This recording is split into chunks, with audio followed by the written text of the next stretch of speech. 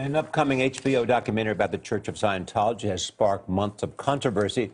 Going Clear, Scientology and the Prison of Belief includes interviews with several former church members.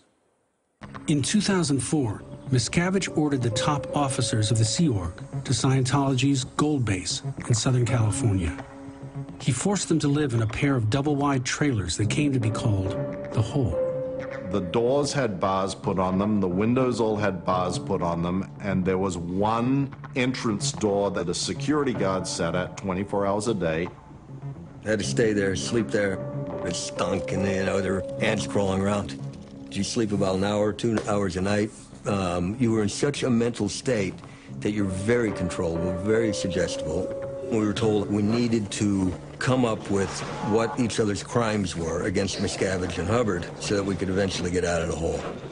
Scientology is really good at making you think that you're a scoundrel. Confess your crimes, confess your crimes. What have you done?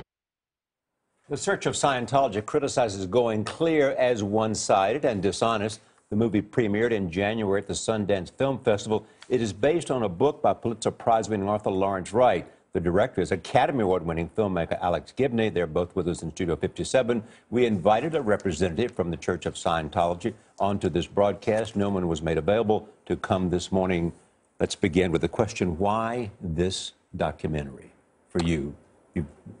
I'd actually been offered the story of the Church of Scientology many times, but it wasn't until I read Larry's book that I really became interested. And one of the things that really interested me was this idea of the prison of belief, the notion that people get so invested in a belief system that they'll do the most appalling things.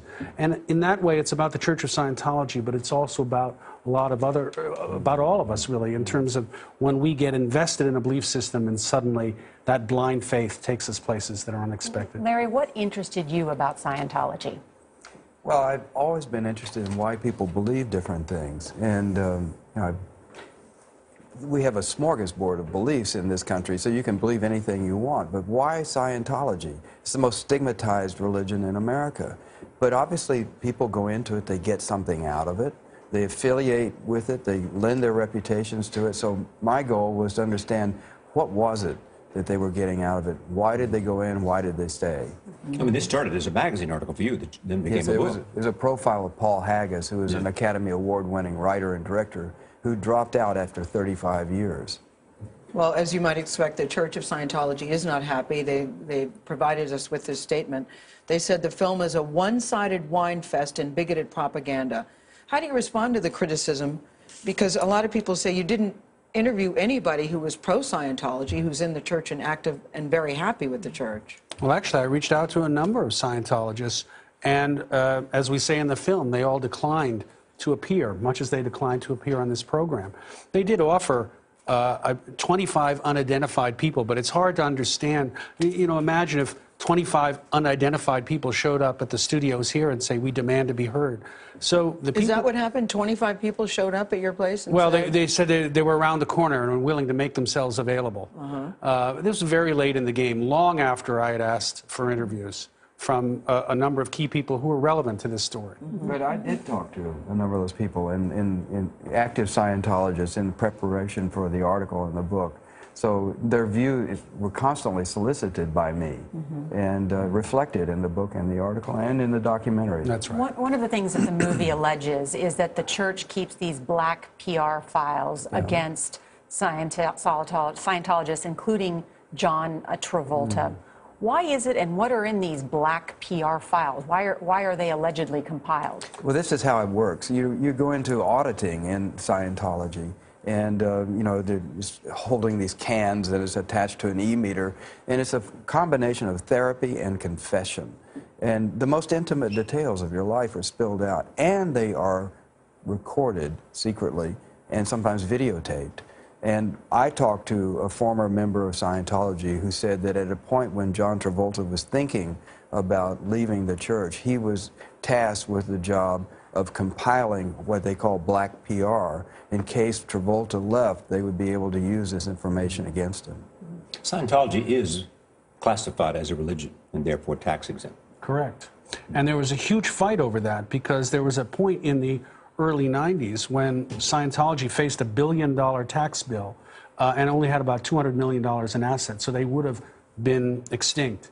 But through some very nasty tactics, they actually muscled the IRS to give them a tax exemption, which they currently hold. So we are, in effect, subsidizing a lot of the activities of Scientology through this tax exemption. Is there one point you want everybody who either read your book or saw your film to come away with about Scientology? I mean, what is your sort of theme here? Well, I think there's one theme about Scientology, and then there's one broader theme. The theme about Scientology is, you know, this tax exemption, I think, really has to be re-examined. And also, we have to also look at these celebrities who are spokespeople for Scientology, particularly Tom Cruise and John Travolta, and wonder why it is that they allow these abuses in the church to go on and they don't speak out about them. What kinds of abuses? Child labor would be one. Physical abuse. I had 12 people in the church tell me that they've been physically beaten up by the leader of the church, David Miscavige. And incarceration. There was a trailer on this camp where the clergy, called the Sea Org, years ago, David Miscavige began imprisoning top leaders of the church in there. What evidence do you have? Those are some pretty tough charges to make. What And, evidence? and if John Travolta and Tom Cruise were sitting here, they would vehemently disagree with what you're saying. I think that, you know, Tom Cruise knows this happens. He has a villa on the grounds of the Sea Org base. And if he's unaware of the fact that these people have been, in the case of, for instance, Heber Jinch, the nominal president of the church, he's been locked up in this thing for 7 years. It's not like a vacation for the weekend. This is a place where top executives of the church have been confined, and we know because people have escaped and told their story. We have many people who have left that organization and have told the same story.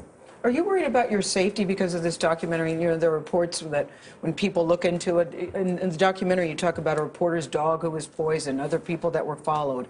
Have you been threatened, and do you worry about your own safety based on the stories that you're telling? I worry more about the people who are critics of the church who left, who's former Scientologists, because they are currently being threatened. PIs, private investigators, are showing up at their doorsteps and muscling them in effect. What's the enduring appeal, though, that Scientology has? Why does it continue to have members come forward? I think the real story actually is how many members are leaving. The church is actually shrinking even as their financial assets keep growing because they have over $3 billion.